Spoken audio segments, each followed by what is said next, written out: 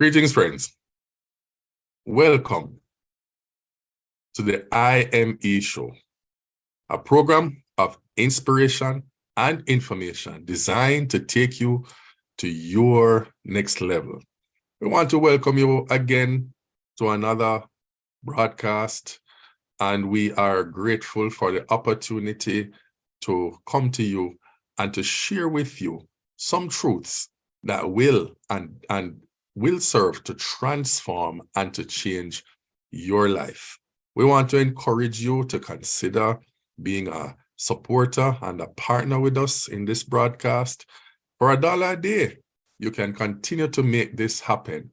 And we want to thank those who have already come on board and are making this broadcast possible. Today, I want to talk to you about obedience. You know, sometimes obedience is captioned in a manner that gives us the impression that it is always obedience for the sake of obedience to avoid harsh consequences. But there is a particular place where obedience not only is there as an insurance policy against harsh consequences, but it is also a place where perfect obedience can secure us consistent blessing. You know, the word of God says the blessing of the Lord makes a person rich and adds no sorrow with it. And a part of that blessing, a part of walking in that blessing, is the ability to walk in a sense and a knowledge that if I obey and if I take heed and if I am careful to do what I am told and to manage the information that I have, then I can walk in consistency of favor and consistency of blessing. Now, the manual that we citizens of the kingdom of God operate by is full. We refer to that as the Bible, by the way, for those of you who may be lost with that statement, is full of people who did exactly what they were told and did what was right and were blessed. And of course, there are those who did the opposite. You know, Deuteronomy 28 says, verse 1 says, if we fully obey the commands that the Lord gives to us, then all these blessings will come upon us and overtake us. And that particular document has 14 verses of consistent and constant blessings. And of course, there is the flip side, where from verse 15 all the way to 68, there are some things that you don't want to find yourself in if you disobey these commands. So it is very important that we understand that perfect obedience can secure us consistent, and let me dare say, perfect blessing. Why is it perfect? Not because you are perfect, but every good and perfect gift comes from above. All right? So I want to talk today about a guy named Isaac. You know, let's call him Zach for short. And he was a guy who was walking in legacy. He was walking according to a particular pathway that if he were to follow exactly, he would think that if he were to follow exactly how he was taught and how he was cultured and all that he saw his foreparents do, then he would be secure. But the difference is that when we set out to walk in purpose, when we set out to walk in purpose, and when we set out to get into a place where we now own our relationship with our Father, then we have to recognize that there is a part of our life that is now going to be separate from how we came up and now attached to our own personal relationship with our Heavenly Father. And so Isaac was getting to this place. He heard about his father. Abraham was a righteous man, a very powerful man in his own right, very wealthy man, very, very astute in his time. Abraham was such a man that, you know, there was a crisis one time. I keep speaking of this. There was a crisis one time, and Abraham was to go and rescue his nephew Lot, who had found himself in some very precarious circumstances. And in going to rescue Lot, he needed some help. He alone, as an older gentleman, could not go to rescue his nephew. And it is said that Abraham was able to rally troops that were already in his home. What a home. 318 men who were born in his house. He was able to, and trained men, born in his house, trained men. He was able to rally them together and pursue those who had taken his nephew and his nephew's family and defeat them. That speaks to the wealth and the magnitude of the man who was Abraham, a man who was able to rally troops from his own home, a man who was highly respected because of his affluence, which brought about significant influence. So Isaac had inherited a goodly heritage, right?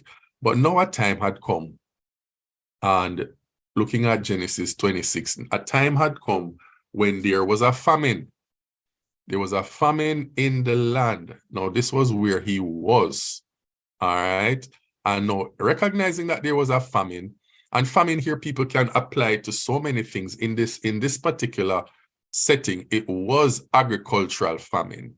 You know, that is what they meant. Shortage of food, shortage of resources to plant the food, and obviously there would be a possibility that there was also a weather pattern that was affecting the consistency of rainfall and all these different things. So it brought about a famine. All right. I am here in the islands, in Jamaica in particular, and for a number of weeks since the beginning, just before the beginning of this year, it has been very dry. And 2 days ago, rain came. And it fell all evening, all afternoon, all night. And what a blessing it was to see the ground wet again after so many weeks, right? And so it was that these guys were in a famine situation. But I'm saying to you that sometimes your famine may not necessarily be agricultural. It can be other things, all right? But in their case, it was agricultural. And it was affecting the way that their way of living, their standard of living, their way of life was being affected by this lack of resources and food. And so it was that Isaac went to Abimelech, the king of the Philistines in Gerar. So he moved to this place named Gerar, right, which was another town which was opposite the town that he was accustomed to growing up in. All right. His father Abraham, in his time, there was a famine and he moved somewhere else. He actually moved to Egypt. But in this case, Isaac moved. Initially he went to Gerar, which is in the land of the Philistines. Not a very nice place to be when you come from his side of the tracks. All right. And when he made the move, he got a visitation from the Lord. The Lord visited him. All right. Sometimes we have to make some moves and then the Lord will visit us. And there are times when the Lord will visit us and tell us what moves to make. But as Martin Luther King says, we must keep moving. Whether we're going to walk, fly, drive, or even crawl, whatever you do, keep moving. Life was not created for stagnancy, people. If you are stagnant, then you will be attracting a lot of negative attention. I dare say to you that many people who cry enemy all the time are people who have willed themselves to rest in stagnancy. And if you rest in stagnancy, then you're going to attract a lot of deadness to you because you are not moving. And if you're not moving, then the elements around you are going to assume that you are dead. You are not moving. You're not going anywhere. So we might as well do our job and clean up what remains. All right. So he got a visitation and he was told, stay in Gerar, stay where you are. All right. Stay where you are. Apparently, he went there with a mind to go elsewhere, right? And that is why he had to be told to stay where he is. All right. So he said, stay in this land for a while, and I will be with you, and I will bless you. All right. Stay in this land for a while. Well, before that, he said, do not go down to Egypt. So it was very specific. Do not go down to Egypt. Egypt back then was the land of opportunity, people. Egypt was the land of opportunity, just as how many of us moved to various, what we consider to be first world nations. Nothing wrong with it at all. To pursue greater opportunities or better opportunities, or to at least strategically align ourselves to greater opportunities. Most of us do it with a view that in the future we will be able to funnel the benefits from these opportunities back to our homelands and our hometowns. All right. So we all are citizens of this great parish called the globe. And so if we have to move from place to place in order to leverage ourselves to reap opportunities, then that is what we have to do. All right. In this case, he was told specifically not to go to the United States. Egypt. All right. He was told not to go to Egypt, not to go to London, not to go to France, not to go to Canada, wherever. Right? He was told, don't go, stay where I tell you. So it's not about being patriotic to where you were born or anything like that. It is being patriotic to the kingdom of God, to the country where we originate from. All right. Where we are is where we have been placed. Right. But our citizenship is in heaven. So we have to remember that our instructions are to go where we are told to go. And if we have an understanding that we are ambassadors, then we understand that as ambassadors, we can be uprooted and placed anywhere at any time. What is important is that wherever we are placed, we are taken care of at the highest level as ambassadors. All right. So Isaac, he made a step, right? And he was going to move in the direction of Egypt. On his way to moving in that direction, he was commanded to stay in Gerar. Stay where you are. Stay where you are. And I will bless you. That is what we need to hear, people. That is what we need to hear. Stay where you are, and I will take care of you.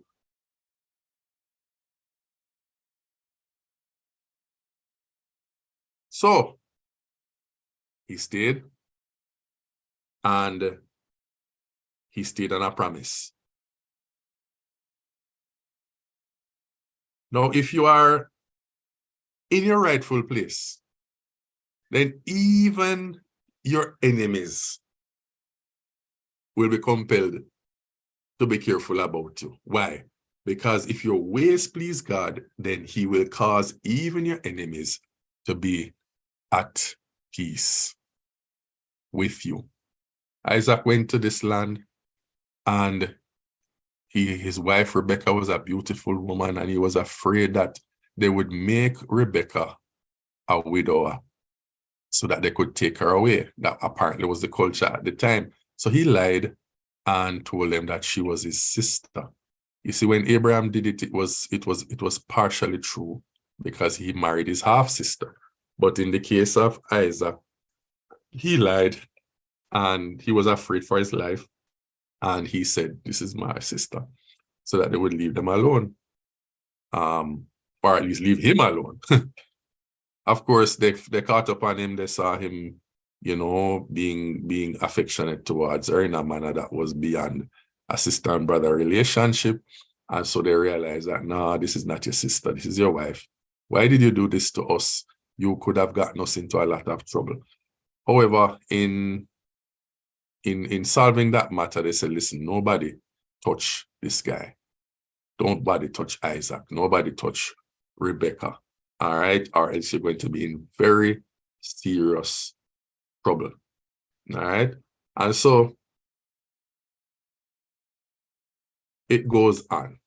All right? It goes on. And this is where I want to get to today for the next few minutes that we have. This is where I want to get to. And I want to really encourage you to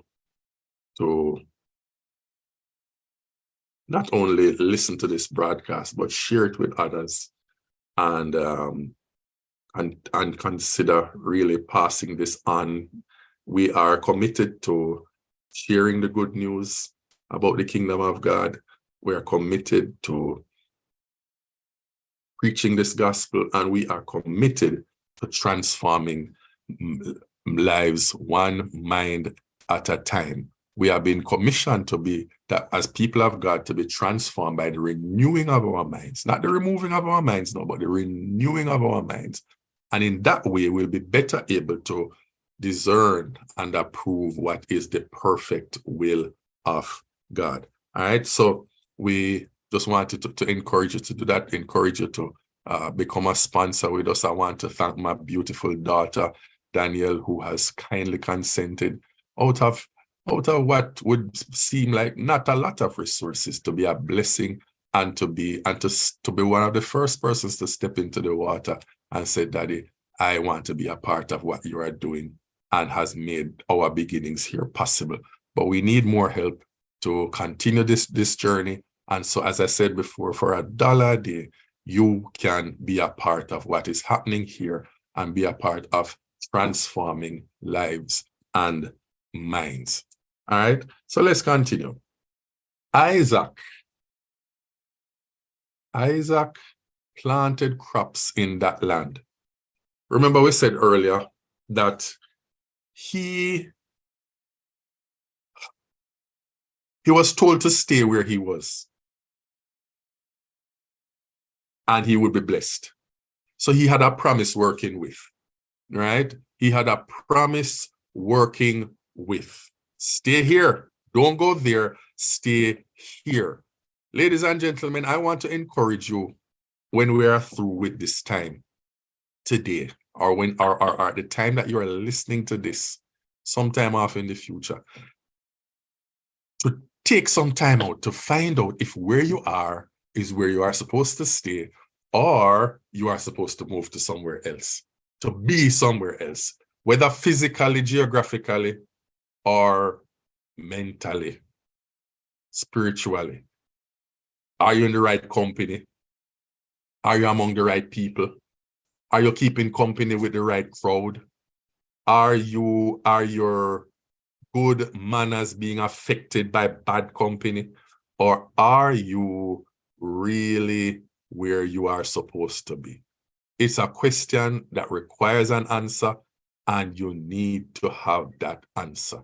You need it, your family needs it, and the community around you needs to know that you are in your rightful place and you are not on a Jonah project. What is a Jonah project?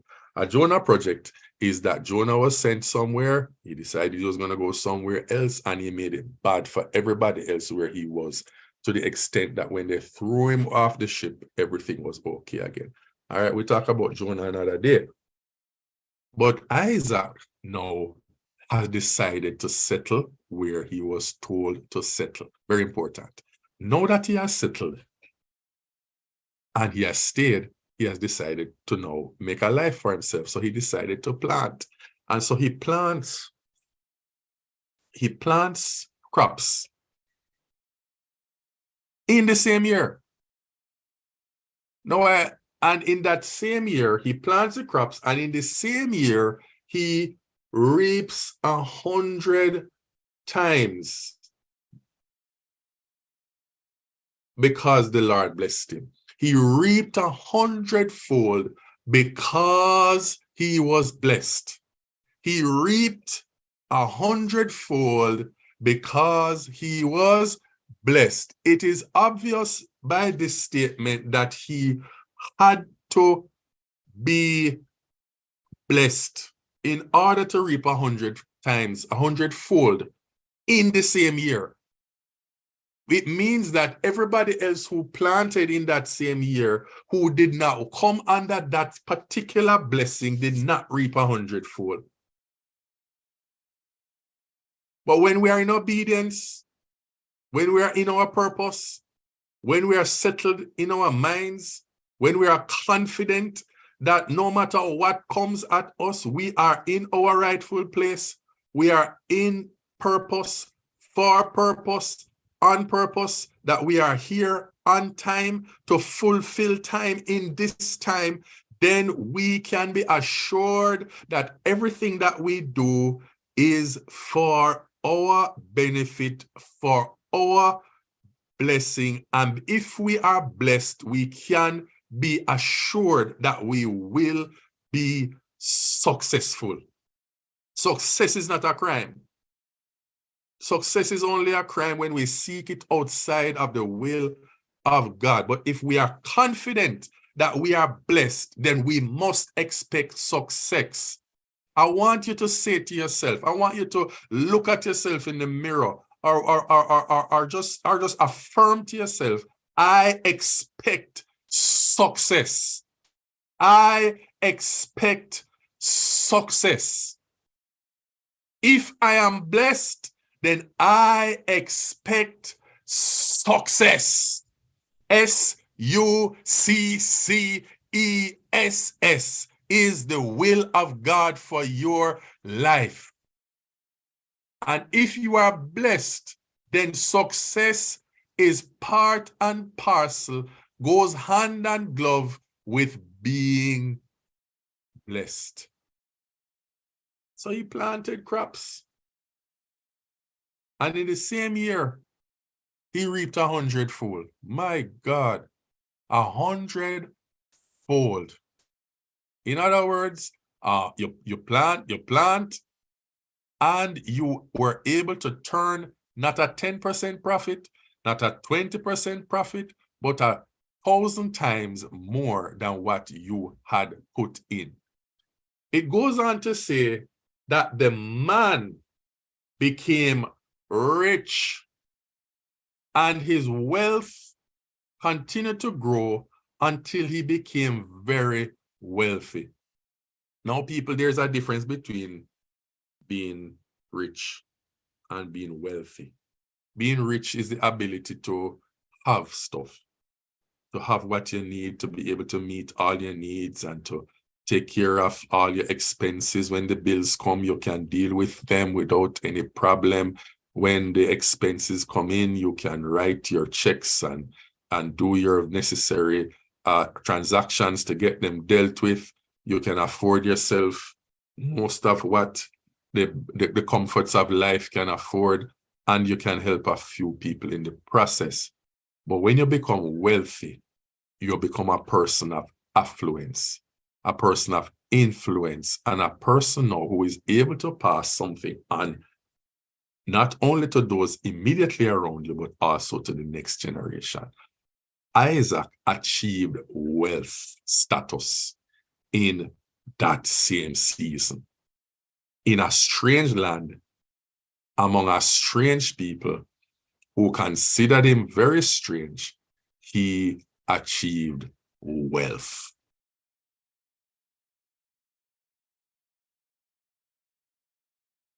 There are some things about religion that makes the idea of having wealth a taboo. But I'm here to tell you today that it is the will of God for us. If we are blessed, if we are successful, then we should have something to pass on to our next generation. Proverbs 13:22 says, a good man leaves an inheritance for his children's children, but the wealth of the sinner is laid up for the righteous. Now, many people go to church and rejoice about the second part of the verse that says the wealth of the wicked is laid up for the just. But we don't understand that we can be just as wicked if we don't, the truth is that if we don't put something in place to pass on our wealth to the next generation, then we are judged as wicked. Why? Because if you follow the systems of your land, you will recognize that if you don't put something in place to pass on your wealth to the next generation, then the government takes it over. And if the government takes it over and administrates it, it may very well find itself into the wrong hands. The thing that you had put aside all these years may find itself in the wrong hands. Why? Because you didn't put anything in place to pass it on to the next generation, thus making you a sinner. What is a sinner? A person who has missed the mark. All right? So we can find ourselves in that trap. Now let me wrap this up. We may have to come back to it another time. All right? But he became wealthy, right? He became rich. He had so many flocks, herds, servants that he was envied. He was envied by those in the land that he was in, right? And they started to come at him, come against him. Ladies and gentlemen, you have to understand that 100-fold also comes with persecution. Jesus promised that to us later on, that we will in this life. You know, those who commit themselves to serve him, right, and commit themselves to follow him will, and if we make the necessary sacrifices, we also will reap blessings, right? We will reap 100-fold. And he said, with some persecution, right? So if you're going to be receiving persecution, then brace yourself to also be blessed. All right. That is my mantra. If you're going to come at me, if you're going to be speaking against me, telling lies on me, hating on me, then I'm going to go to God and say, God, I need my 100-fold. All right. But in the meantime, make sure that you are in your rightful place. So, ladies and gentlemen, as I said, just to wrap it up, the time has really flown off on us today. I just want to encourage you to seek the place of blessing. Seek the place of your prosperity by understanding where you are, and if where you are is where you are supposed to be, if where you are being sent is where is a place that he has prepared for you to be sent to, because where he's sending you to, he is to provide for you to go there, and he will take care of everything concerning you. We are his ambassadors. And if he's making his appeal through us, if he's using our voice to call men to be reconciled to him, then he must meet and take care of us at the highest level. And as in the world of ambassadors, people, They get taken care of before anybody else because they represent the nation in a foreign land. Ladies and gentlemen, I want to thank you for watching and listening to us today on the IME show, a program of information and inspiration designed to take you to your next level. Listen again to us at the next broadcast, and we look forward to sharing some powerful truths with you that will transform your life, change your circumstances, and make you guaranteed a better person. God bless you and have a blessed rest of the day.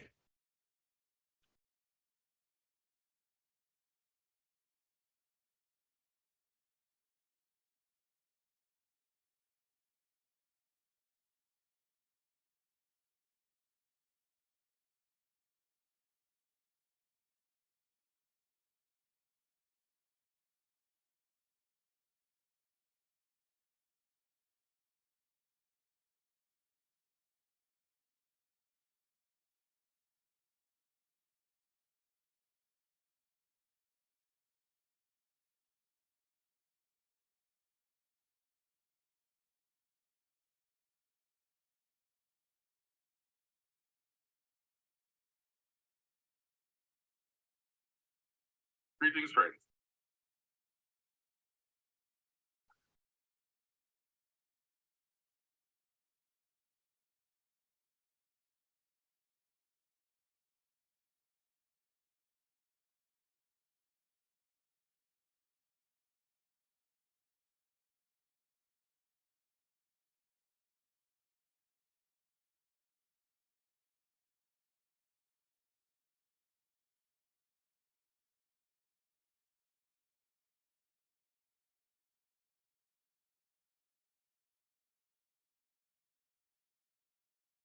Okay.